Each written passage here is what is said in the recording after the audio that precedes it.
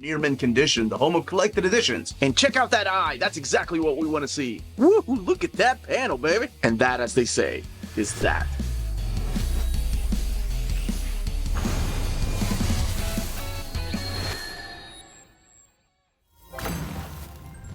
The latest Conan series is back, this time around in a big deluxe edition. I am the Uncanny Omar. You're watching Near Mint Condition, the home of collected editions. Join me today for my advanced look at the Conan the Barbarian, bound in black stone deluxe edition from Heroic Signatures and Titan Comics. Let's go ahead and get started.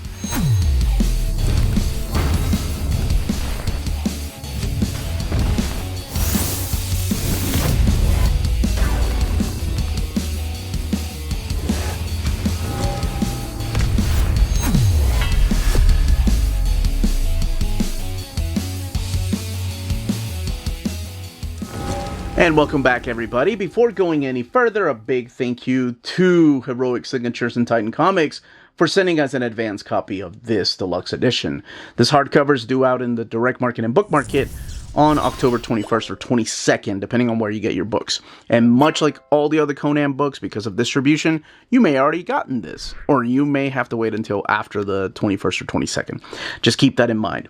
We have this image right here by Roberto de la Torre, who of course is the series artist in this book. The first thing I want to do is go ahead and tell you the size of the book, because this is really cool. So here it is compared to the size of the trade paperback bound in black stone.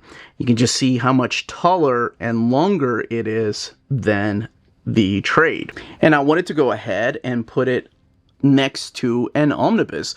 This is the She-Hulk omnibus by Rainbow Rowell, and you can see that the book, the deluxe edition, is taller and longer than an omnibus, which of course is already taller and longer than the trade paperback editions, meaning that Conan Deluxe is bigger than most deluxe editions. As a matter of fact, it kind of reminds me a little bit of the Rick Remender books when he's printing them over at Image Comics.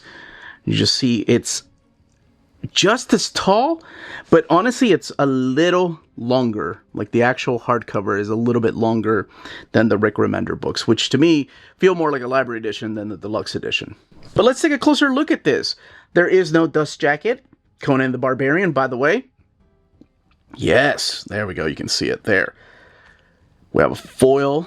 It's a Conan in red foil, and then the Barbarian right there, the sword. It's got that silver foil to it, deluxe edition. You have Brizza and Conan there on the front. The spine of the book also has silver stamp right here. Volume 1, bound in Blackstone, deluxe edition. Zub de la Torre, Villarrubia, and white. Heroic Signature and Titan logo down at the bottom. And then this internal image from Roberto de la Torre, giving you a glimpse as to what this art is going to look like.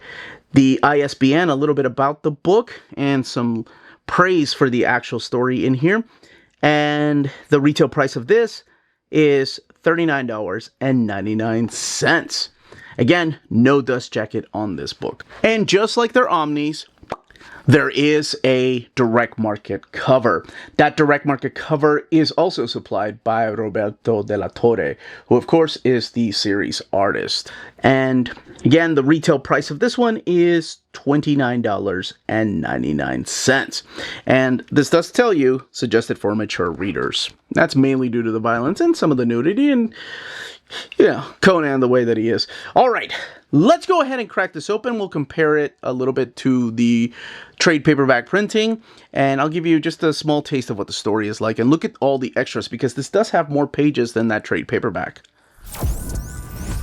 Okay, let's go ahead and get this deluxe edition opened. Oh my gosh, there's that Dan Panosian image right here, which of course was one of the covers for the trade paperback. Heroic Signatures, Titan Comics, Conan the Barbarian title page. Jim Zub, Roberto de la Torre, art. Colors by Dean White, Jose Villarrubia, Richard Starkings, legendary letter Richard Starkings. Map illustrations are Francesca Barelal, and Matt Murray is your editor. And I can tell you right now, just by opening this up, the paper stock, my gosh, there's a huge difference. And of course, I'll do a thorough comparison here in a little bit compared to the paper stock they are using in here. Yeah, that's really interesting. By the way, Conan, Thy Name is Barbarian, a history of a legendary title, is what kicks it off, whereas over here is the Numidian Chronicles. So, very interesting to put that here. This is, of course, by none other than legendary Roy Thomas. Here is the map, and oh my gosh, do I appreciate things like this. I absolutely love maps, whether they are fantasy or whether they're real life. I don't know what it is, but I've always loved them, probably because of The Legend of Zelda from 1986, 87, overhead maps. It's the way that I see the world. You got Aquilonia, you've got Hyboria there, Samora, Turan, Argos. Oh, and then there's the Numidian Chronicles right here, giving you a little bit about who Conan is and what he looks like, of course, based on Robert E. Howard. And here we go with the Free Comic Book Day 2023, and this collects issues 1 through 4 of Conan the Barbarian, the series that launched in, of course, 2023. And the Free Comic Book Day kind of sets up some of the story in here. Conan's a youth right here, and he's hanging out with some of his warrior friends, and he ends up finding a sword, this picked sword that will become one of his most important treasures. So much sword, so Kenny Omar talk pretty one day, so much so that he will take it with him on every adventure. Is it hard to believe that Conan the Barbarian would keep a sword for this long when he was, I think he's only like 15, 16 here? Man, he is ripped already. He lived a hard life. And then when he's in his 20s, probably not. You know, he probably lost it, got it back, and I'm ready to read about those adventures. But the main part of the story is that he got to keep this sword, this Pictish sword, and it will become a kind of MacGuffin. And this kind of gives you a little bit of a preview of things to come, of course, from Robert E. Howard, like the Tower of the Elephant. You even have a little cameo by Baylet right there. So we fast forward some times. This is now in northern Aquilonia. So we're out of Cimmeria, and now he's in his 20s, and he's hanging out with a bunch of nomads and doesn't quite agree with their leader, and he ends up getting into a fight with them, takes this one-eyed lady up on her offer to keep him company tonight, and he does. Now, what ends up happening is we have this character right here. It's a female warrior named Brizza.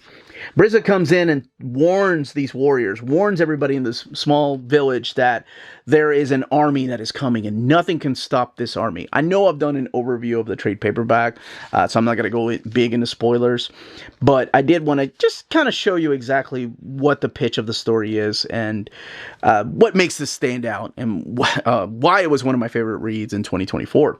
Well, Conan decides to help her, and he realizes that what they are fighting is the undead.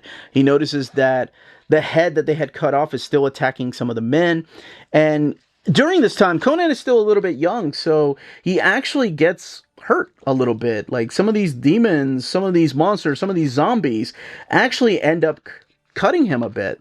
And it's surprising because when you think of Conan, as the older he gets, he's just a badass warrior that doesn't really get harmed. So he decides that they need to go back to Cimmeria because that's where this army is going next. So you'll have the standard edition, actually this is a variant cover right here before chapter 2. So Conan and Brizza end up going to Cimmeria. Now she's still avenging her Pictish tribe, and he points out the fact that he has this blade, this ancient Pict artifact, as she calls it. And he doesn't really know where it comes from or what it ties to, but it does have ties to a darker force. So will he be able to save his people? Will she be able to restore some of her people? Will they end up falling in love with each other? Well, this is Conan, right? There's no time for love. It's only time for battle. And what is best in life? But it's that type of story that you're going to find in here. To me, I think Jim Zub is a perfect successor to everything that came before, whether it was Roy Thomas, Kurt Busiek. I love this book. I love this series. And this is a series that as soon as the trade paperback comes out, I put everything down that I'm reading to read this. And it's crazy to think about that because at one time it was always X-Men to me. X-Men or Berserk. Right, but Berserk only comes out like once every few years. But yes, every time there's a trade paperback, And a lot of it has to do with the script. A lot of it has to do with the way that Jim Zub just gets the character of Conan. Because that's the key. You have to be able to get the character of Conan. And I've interviewed him several times, and he's been approached by so many people thanking him for bringing them back to comics, because this is the way that they remembered Conan being written. And it is really difficult to write a character like Conan, because he's not your politically correct hero, right? Like, he does a lot of things that a lot of people would frown upon if you're looking through a modern eye, but it's just the character that he is, and to stay true to that character and write further adventures of him, I think it takes a unique voice to do, and I think Jim Zub captures it perfectly. Now, let's look at these extras, because that's what I'm curious about. What do we got back here? So we got the first 4 issues, and it does to be continue. A word from the wise, hither came Conan. This is talking about other characters besides Conan the Barbarian. And you've got in here characters like Brule and Sonia and Robert Irvin Howard, even making an appearance through here. Of course, Cole and Conan, because what is Robert E. Howard's properties without Cole, Conan, and Solomon Kane right there? Oh, there's actually a group shot breakdown right here. Very nice. And his Ages Undreamed Of right here, an article by Jeffrey Shanks. And your cover gallery. Really surprised that they went with thumbnail size cover galleries, because that's what we found in the trade paperback. I really thought these were going to be full splash pages. Okay, the retro cover gallery are done like in full size almost, and they tell you exactly what the homage is. That's pretty cool. I mean, I recognize the Patrick Searcher one right away, but some of these are a little bit harder to guess. Like this one here by Cary Nord. I love Cary Nord. He did The Frost Giant's Daughter. He kicked off the Kurt Busiek run at Dark Horse, and it's a take on Barry Windsor Smith's. I didn't see that one. That one I could tell. And of course, Roberto de la Torre having that big John Buscema type of style. Character sketches like Brizza right here, and illustration by Roberto de la Torre. An interview with Jim Zub, Grim Jim Zub. And then from plot to art and back again. So you have the plot, the inks, the colors, and then the lettering. And of course, I have to give praise to master letterer. Here, let's actually show you an example of some of the layouts of the battles that are to take place right here. Richard Starkings and his team, because it's another art form that doesn't get talked about the placement of the word bubbles and the caption boxes. So it doesn't take away from the action. It doesn't take away from the story. It actually helps guide you. And I think there are a few letterers that can do that, and he's just one of those. Of course, I'm showing you the Sexy Time Conan right there. And these beautiful double-page spreads. And much like the way that Roy Thomas wrote these books, it is no sound effects when it comes to the sword slashing, hacking away things. And then the creator bios right here. You have a creator. They added Jeffrey Shanks, Jose Villarrubia, and Dean White. And then the end sheets right here. The book does have sewn binding, and it is printed in this big, thick, glossy paper stock. Let's look here towards the back. It has 144 pages. So you can see that there's no gutter loss right there. And the trade paperback, this one here had 128 pages. So what they really added, besides that, is this right here, the retro cover gallery. Because if you look in the back here, you have the cover gallery. You have this right here, Word from the Wise. A Word from the Wise, Hither Came Conan. You have this articles right here by Jeffrey Shanks. And then you have the cover gallery, all done in thumbnail size, including the retro covers back here. But here the retro covers are blown up. So they're bigger. Right? You have 4 bigger covers. You have, actually, character sketches were done here too. So that's not new. And then you have the bio. What's new is this piece right here by Roberto de la Torre. You have the interview with Jim Zub. And you have the script to finish art. A couple pages of that. And then this piece right here by Gerardo Safino. And then the new era of Conan, including some of the other books that you'll find Conan in. And the other thing to note is, unlike the Marvel Comics that were done in color. This does have mature rating. So it does have nudity, it has sexual... Look at that double page spread by Roberto Del Torre. My gosh. They found the perfect artist. Violence. It's basically what it's for. Whereas before, you would only find that in the pages of the Savage Sword of Conan because there was no comics code. But yes, there's no gutter loss, really. And I can't wait for the second book. That will have Doug Braithwaite, and the third book will have the return of Roberto de la Torre. But that is it. That, as they say, is that. If you're interested in purchasing this deluxe edition, don't forget to check out our sponsors. If you're in Europe and you're interested in buying these books, definitely check out Walt's Comic Shop in Berlin, Germany. They have the cheapest pre-order prices, flat shipping rate of €12 for all EU countries, emails answered within 24 hours, waltscomicshop.com, and you can use the code nearmintcondition at checkout and get free shipping for all EU countries with your first order over €40. That's Walt's Comic Shop, your reliable source for omnis and premium collected editions in Europe. Ding!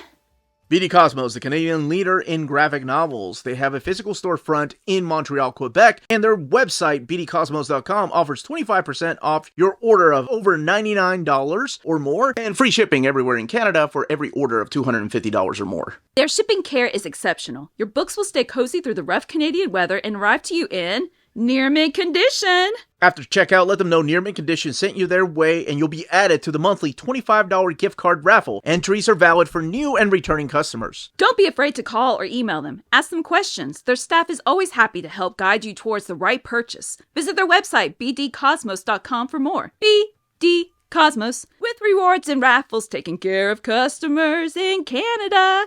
Eh? And that was the content, the page count, and build of this book. In the comments down below, let me know if you are picking this up, if you have the trade paperbacks, and you're going to wait, because you know one day there will be an omnibus, a Jim Subnibus, and I would love that too. But if you can't wait, and you have to have it in oversized format, you're going to pick this up. Any questions, leave them down below. Smash that like button on the way out. Everyone stay healthy and safe out there. Much love.